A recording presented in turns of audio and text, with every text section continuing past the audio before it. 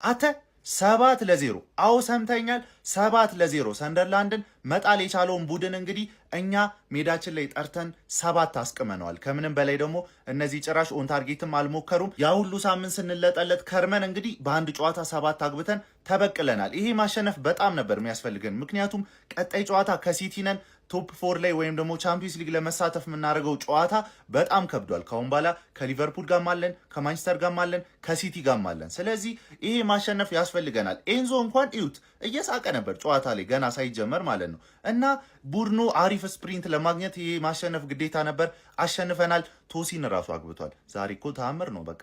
ሳንቼዝን አላየነውም፣ እውነት ለመናገር ሳንቼዝን አላየነውም። ሃቶ ጉስቶ በጣም ደግሞ ዛሬ የተመቸኝ ጉስቶ፣ በቃ ብዙዎቹ በጣም አሪፍ ነበሩ። ኦልሞስት ከዴላፕ ውጪ ዴላፕ የሆነ እንደ ቼልሲ ተጫዋች ካሁን በኋላ አልቆጥሮም። ከሱ ውጪ ሁሉም አሪፍ ነበሩ። የ17 ዓመት ተጫዋች ሁላ ሞክረናል። ኤንዌይስ ግን ኤፍ ኤ ካፕ ቢሆንም የማይታወቅ ቲም ቢሆንም አሸንፈናል።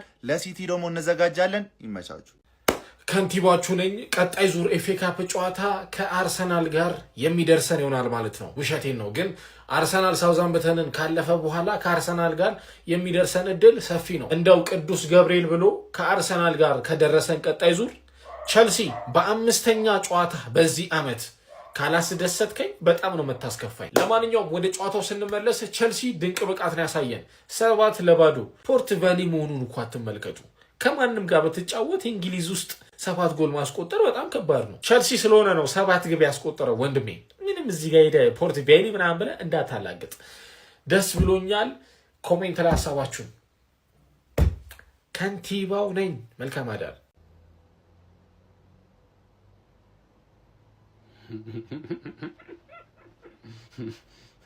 ወንድም ጥላ ሰላም ነው ወይ? ቼላው አማን አማን። ዛሬ ተንበሽብሽሻል። ጥሩ ሰርተሻል። ዛሬ ጥሩ ትውስታን ያስታወሽው ጥሩ ትውስታ ነው። በእውነት ስንት ሰው ቁስል አለበት መሰለ። ይሄንን ሲያይ አንተን ለዛውም ወንድም ጥላ ብለው የሚጠራህ አካል ማለት ነው። በጣም ቁስሉን የቆሰቆስክበት አንተ አለሽ እያይ። ለማንኛውም ጀሞ ኦፊሻሊ ስማቸውን ከማላውቀው ቡድን ጋር ቼላው ተጩቶ 7-0 አሸንፏል። አንዴ ለቼላው ኤንዞን እንኳንም ቀጣሹ በዚህ ጨዋታ ኤንዞን ቀጣሹ በዚህ ጨዋታ። የምር ነው ማለት እኔ ያ የኮምፒውተር ሳይንስ የሆነው መምህር እንኳን ቀጣው። ቀጣይ ግን አስገባው ከሲቲ ጋር አንተ አድብ ቀጣይ አስገባው። አሁን እንኳን ቀጣው። ለማንኛውም ጀማው የኤፍ ኤ ካፕ እንግዲህ የጥሎ ማለፍ ዙር ወደ 4 ውስጥ የተቀላቀሉ ቼልሲ እና ሲቲ አረጋግጠዋል። ነገ ደግሞ እንደ ቀሪ ጨዋታ ይደረጋል። ማታ ደግሞ እኛለን እነሱ እንቀላቀልና ዘንድሮ ፈሰፈስ 2 የለንደን ክለቦች ማለት ነው 4 ውስጥ ገብተን ማለት ነው ይለይልናል። ያው ለንደን ላይ እኔ ነኝ ያለሁት ኦፊሻሊ ለመናገር ግን እንኳን ደስ አላችሁ። ኮንግራ ቼልሲዎች ስላሸነፋችሁ። ግን የቀሰቀሳችሁት ቁስል ቀላል አይደለም። አድቡ። ቸልሲ ፖርት ቬልን 7-0 ማን ኤቨርተን ባጠፋው፣ ፒኤስጂ ባጠፋው፣ ኒውካስል ባጠፋው ፖርት ቬል ተገረፈ ነው የምልህ። 7 ማለት ይመችሽ። የሚገርም ኮንፊደንስ ቢልድ የምታደርጊበት ጨዋታ ማለት ሲቲ ስላለብሽ አቤት ለኔ ስትጮች እኮ ማለት ነው ከቶፕ 4 ለምትጮች የበለጠ ነው የምታስደስሽኝ ዘንድሮ ማለት ዘንድሮ ለኔ ተጫውተሽ አስከፍተሽኝ እንደማታቂ ታውቂያለሽ። አታስከፍኝም። ፕሌየር ሬቲንግ በሰላማዊ መንገድ ይሰራ የምትሉ የባለፈው ስትሸነፉ ነበር። ኤቨርተኑ አሁን ስታሸንፉ ይራመድ የምትሉ ኮሜንት ላይ ታጫውቱልኛላችሁ ማለት ሃንግማን እንኳን ደስ አለሽ። ሰሞኑ በቃ ደስታ ያስፈልግሽ ነበር አባቴ። እኔ ምቀኛ አይደለሁ ገባሽ? ሁሌ ስቃይ ቪዲዮ ራሱ ይደብራል። ቪዲዮ ራሱ ገባ የወደቀ ሰው መደብደብ ምን እኔ ጄሱስ ነኝ እንዴ? የወደቀ ሰውን 3-0 የተቀጠቀጠን 4ኛ ምና አያስፈልግም። እንኳን ደስ አለሽ። ፕሌየር ሬቲንግስ ካሚንግ ራይት አፕ። በመጨረሻም የዌምብሌ ቲኬት ተቆርጧል። ያው እንግዲህ ቀጣይ ማን እንደሚገጥመን ባላቅም ማለት ነው። ፖርት ቬል ግን በጥሩ ሰዓት አልመጣሽም። የብሬ ነው ብለ በቃ ከኤንዞ ውጪ እንደምንችል ማሳየት አለብን ብለው ነው የገቡት። ዛሬ እንደዛ ነው የገቡት። ሜሰን ማውንት ሃትሪክ የሰራበት ጨዋታ 2021 ላይ ያኔ ነው ለመጨረሻ ጊዜ 7 ጎል ያስቆጠር ነው ኖርዊች ሲቲ ላይ አይ ቲንክ ኦክቶበር ወር ላይ እና ከዛ በኋላ ዛሬ 7 አስቆጠረ። ሊያም ሩዚኒየር እንዴት መጫወት ያውቃል ከማጋ ከእንደዚህ አይነት ትራዲሽ ቲሞች ጋር። አሁን ቀጣይ ማን ሲቲን እንደዚህ ታረግልኛለህ ወይ ነው ጥያቄ። ታረጋለህ ቶዮንስ አይመስልኝም ገባ 7 ምንድነው 7 ሙሉ ምንድነው ረበለው። በነገራችን ላይ ማለት ነው አሁን ካለባቸው ጫና ትንሽ እንትን ይላሉ ዊኒንግ ሜንታሊቲ ላይ ሆነው የሚጫወቱ ይመስለኛል። የሲቲ ጨዋታ ለሲቲ ጨዋታ ዛቻ የሚመስል ጨዋታ ነው ያየነው። በጣም የሚገርም ጨዋታ ነበር። እስቲ እናንተ አስተያየታችሁን ስጡበት። እኔ ያው አሸነፍን ብዬ ብዙ ማውራት አልፈልግም። እንደዚህ አይነት ቲም ማሸነፍ ምንም እንትን የለውም፣ ግን ለዓለምም መልእክት ያስተላለፉበት ጨዋታ ይመስለኛል። ምክንያቱም ያለ ኤንዞ ፈርናንዴዝም እኛ ጎል ማግባት እንደምንችል በደንብ ማሳየት ችለዋል እነዚህ ልጆች እና በጣም አሪፍ ነበር። ኢስቴቫኦ ብቻ አይጎዳ፣ ማንም ሰው አይንካው እሱን። እሺ በእናታችሁ በቃ ዱዓ እናርግለት ሁላችንም እንጂ ኢስቴቫኦ ካልተጎዳ እኛ በጣም አሪፍ ነው የምንሆነው። በጣም አሪፍ ጨዋታ አይተናል። የምሬ እኔ አሁን የገረመኝ ቶሲን ማግባቱ ነው። እኔ ለምንድን ነው ያገባው? እሺ አሁን ቶሲን አገባ ማለት ሊያምሮ ሲነር ቶሲንን ያስገባዋል። በቃ ተስፋ ቆርጦ አሁን ምን ቶሲንን ሲቲ ጨዋታ ላይ እንዳያስገባው ብቻ እሱ ነው የሚያስፈራው። ሌላው ግን በጣም አሪፍ ጨዋታ ነበር። የምሬ ነው የምነግራችሁ፣ በጣም ቆንጆ ነው። እኔ ስለ ጨዋታው ይሄን ብዬ መናገር አልፈልግም፣ ምክንያቱም የገጠምነው ቲም የወረደ ቲም ነው። ስለዚህ እኔ ብዙ ማውራት አልፈልግም። በእርግጥ የወረደ ቲምም ቢሆን 7 ማግባታችን ለእኛ ጥሩ ነገር ነው። እስቲ እንዴት አያችሁት ጨዋታውን? ኮመንት ሴክሽኑ እናንተ ነው።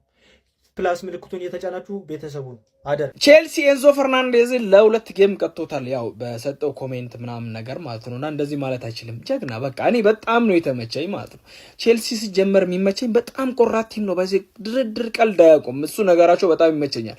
እንግዲህ ይሄ ነገር ያው ዞሮ ዞሮ ወደ ሮድሪ መምጣቱ አይቀርም እና የሮድሪ ጉዳይ ያው አላለም ውሸት ነው ምናምን በጣም የሚሉ ብዙ ሰዎች አሉ። ግን ውሸት አይደለም። ባይዜ ውሸት ሳይሆን በጣም ከረጅም ኢንተርቪውስ ተቆራርጦ ያላቸው ነገር አውቆ ተገጣጥሞ ነው የመጣው ነው እንጂ ውሸት አይደለም።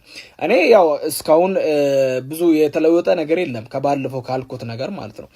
አሁን ኮንትራት ቀርቦለታል። እንግዲህ እኔ አንድ በጣም የሚያናደኝ ነገር ሲቲን እንደ አማራጭ የሚያይ ተጫዋች አይመቸኝም። በቃ ከዚህ በፊት የነበሩ ሌጀንዶቻችን ስንት ነገር የቀረበላቸው በተአምር ሲቲን ለአማራጭ አቅርቦት አያውቁም። ስፔሻሊ ፕራይማቸውን ሳይጨርሱ አይሄዱ።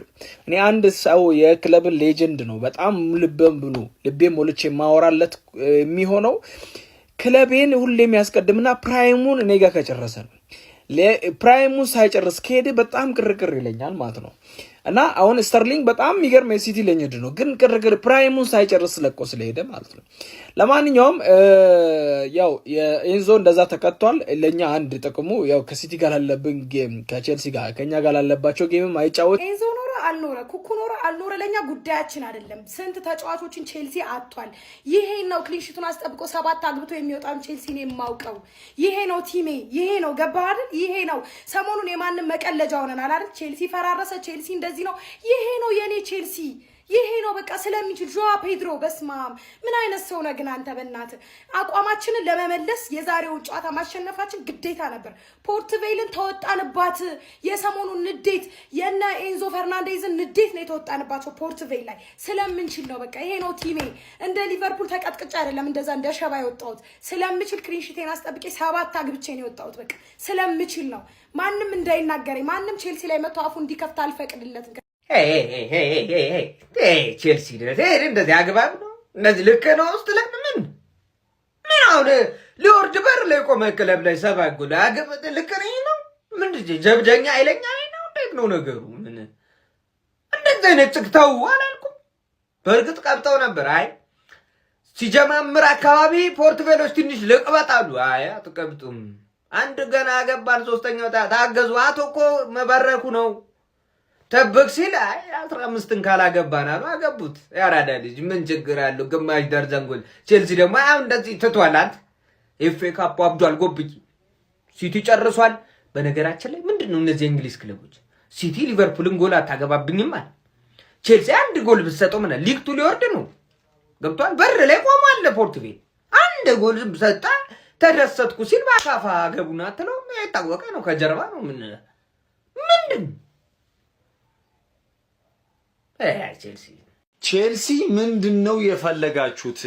ምን አይነት ሂስትሪ ምን አይነት ታሪክ ለማስታወስ ፈልጋችሁ ነው? እዚህ ጋር 7-0 ምናምን የሆነ ከዚህ ቀደም ትዝ ይለኛል፣ ግን ልለው ነበር ትቼዋለሁ። ለማንኛውም 7-0 ቼልሲ ፓርት ቫሌን እንግዲህ ማሸነፍ ችሏል። አረ ይመቻችሁ። ሁሉም ተጫዋቾች በሚባል ደረጃ አጥቂዎቹ አግብተዋል ማለት ይቻላል። ይመቻችሁ። ኮንግራቹሌሽን። እንዴ ነው አይ ቼልሲ ይመቸው።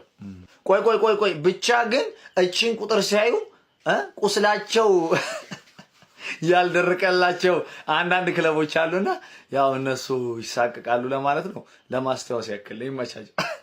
ምን ነው ወንድም ጥላዬ ምን ነው ቼላይ አገር ሰላም አንዴ አገር አማና እንዴ ምን ተወረረች እንዴ ኢትዮጵያ ሳንሰማ ቶሲን አተራቢ ዮዮ ያገባ ቶሲን አተራቢ ዮዮ እውነት ነው ለምን አመረቅ ቼላይ ይሁንልሽ እንኳን ደስ አለ ብያለሁ። ለማንኛውም ኢንዞም ቢወጣ ቶሲን አለ ችግር የለውም ነው እሺ ተረድቻለሁ።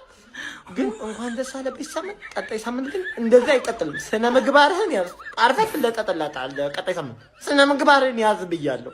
እዚህ ወያለውን እያስጣሉ ፈላውን ለፈላው እንትን እላለሁ ምናምን አይባልም። ገባ ወያለም ያስጣለ የለቀለጠው ፈላውን ይለቀልጣል። ለማንኛውም እንኳን ደስ አለ። ለቸልሲ የሚያስፈልገው እንደዚህ አይነት ተጫዋች ነው። ለባጆ ክብር ያለው የቸልሲ ትልቅነት የገባው ስቲቫው የሚገርም ተጫዋች ቢስሚላ እንዴት ነው የሚችለው? ዛሬ በጣም ቅር ሊለኝ ነበር ጎል ባያስቆጥር። እንደውም አንድ አይበቃው ነበር፣ ከዛ በላይ ነበር የሚገባው። አንድ አሲስት አንድ ጎል ነው ያስቆጠረው። ግን የሚገርም ልጅ ቸልሲዎች እሱ ስላላችሁ ልትኮሩ ይገባል። ካልተጎዳ በቀር መቀመጥ የለበትም። ጎሉን አስቆጠረና ዛሬ ባጁን እያሳየ ለደጋፊ ፍቅሩን ሲገልጽ ነበር። የሚገርም ልጅ ነው። ይሄ ነው የሚያስፈልገው። ከስኪል በበለጠ ይሄን ክለቡን ማክበር አለበት። ማንኛውም ክለብ ውስጥ ያለ ተጫዋች ነው፣ ለቸልሲ ብቻ አይደለም። ግን ስቲቫው በቃ የሚገባቸው ነው። ቸልሲ ወደ ቦታው የሚመለስ ከሆነ ትልቁን አስተዋጽኦ የሚያደርገው እሱ ነው። አንዱ ብዬ የማስበው እሱ ነው። ምክንያቱም ሁሉ ነገር አለው። በነገራችን ላይ ሳንቶስ በጣም የሚገርም ልጅ ነው። ቢስሚላ እኔ ባለፈው ብራዚል ላይ ያየሁት ካዝሜሮ እንዴት ነፃነት እንደሰማው፣ ምክንያቱም እሱ ስለነበረ። አሁንም በሰል ያለ ተጫዋች አጠገቡ ካለ መስራት ይችላል፣ አቅም አለው። እዛ እኮ አሁን በሰል በየቦታው ሁሉም ልጆች ተመሳሳይ ትናንሽ ሆኑና የሚመራቸው አጡ። አሁን ተከላካይ ላይ ያ ቲያጎ ሲልቫ እንኳን ቢኖር ይሄንኛውን ይመራ ነበር። ገብቷቸዋል። ካዝሜሮ ጋር ሲሆን ሳንቶስ ባለፈው በጣም የሚገርም ነበር ብራዚል ላይ። አሁንም የሚገርም ልጅ ነው። አሁን ያ 8 ቁጥር አለመኖር ማን ትዝ ይሏል ዛሬ። በእርግጥ የተጋጣሚው ቅለት ሊሆን ይችላል፣ ግን እንደው ይህን ያህል ቸልሲን ይጎዳል ብዬ አላስብም። እንደው የእሱ አለመኖር እውነት ነው የምላቸው። የመጣበት ገንዘብ 2-3 ተጫዋች ቸልሲ የሚያስፈልግ ቦታ ላይ ይሸፍን ነበር። በእርግጥ እኔ ያ ሁላ ብር እንዴት እንዳወጡበት አላውቅም። ግን ፋሚሊ ስቲቫው ስላላችሁ የቸልሲ ደጋፊዎች ልትኮሩ ይገባል። ደስ የሚል ውጤት ነው። ተጋጣሚ ምንም ይሁን ምንም የሚያስፈልግ ውጤት ስለነበረ፣ በተለይ ደግሞ በተከታታይ ሽንፈቶች ስለነበሩ ይሄ ውጤት ያስፈልጋል። እንግዲህ ቀጣይ ደግሞ መጠበቅ ነው። ግን ለማንኛውም እስቲ እናንተ በጨዋታው ላይ የተሰማችሁን ኮሜንት ላይ አስቀምጡ። ቪዲዮ ከመሳችሁ ኮፒ ሊንክ፣ ሪፖስት ላይ ማድረግ እንዳይረሳ። ቴንክ ዩ። ይህንን ጨዋታ ኢንዞ ፈርናንዴዝ ቁጭ ብሎ ነው የኮመኮማት። በእርግጠኝነት አይቶታል። ቁጭ ብሎ ነው ያየው። አይኖ ቢኖርም ለዚህ ጨዋታ ላይ ገባ ይችላል። ስለዚህ ጨዋታ ላይመጥን ይችላል ማወራው ነገር ግን ማለት ነው ቁጭ ብለህ እንዳያህት እርግጠኛ ነኝ። ኢንዞ ፈርናንዴዝ አንተ ኖርክ አልኖርክ ቼልሲ ይቀጥላል በትልቁ ማለት ነው 7 እንደውም አንተ ብትኖር ራሱ እንደዚህ የሚያገባ አይመስለኝም ሳስበው። ቼልሲ ትረሳለህ። አየህ ቼልሲ ትልቅ ነበረ፣ አንተ እያለህም ትልቅ ነው፣ ብትወጣም ትልቅ ነው።